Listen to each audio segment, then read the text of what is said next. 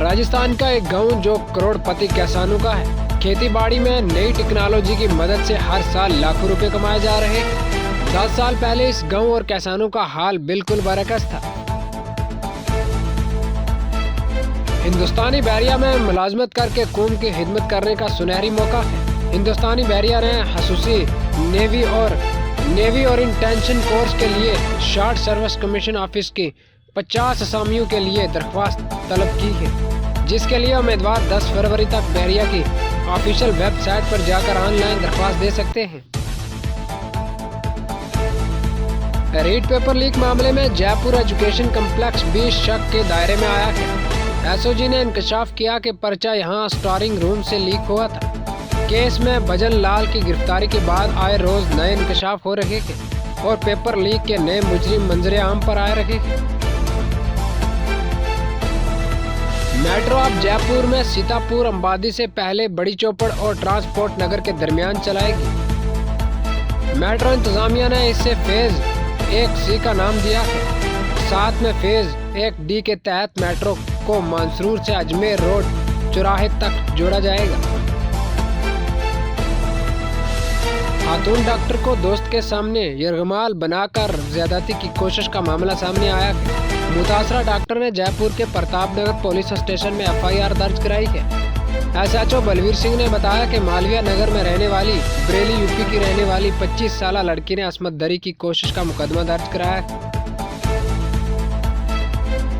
Samajwadi party के senior रहनुमा और रुकन असेंबली अब्बू आसिम अजमो ने वजीर दाखिला नादेर बम धमाका की आला सतह जांच का मुतालबा किया है। उन्होंने मुंबई के मिलाड में टीपू सुल्तान के नाम से मंसूब मैदान की बीजेपी की जानिब से किए जाने वाली मुखालफत पर नाराजगी का इजहार किया।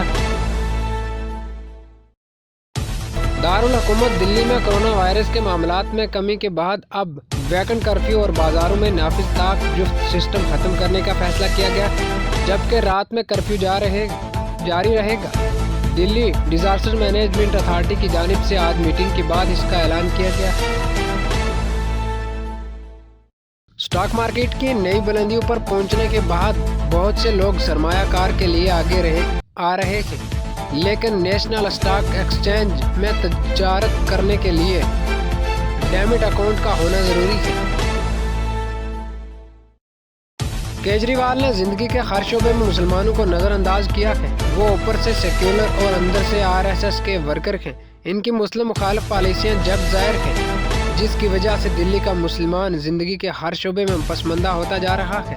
इन ख्यालात का इज़हार कुल हिंद मजलिस इत्तेहादुल मुस्लिमीन दिल्ली के सदर कलीम अल हफीज ने किया।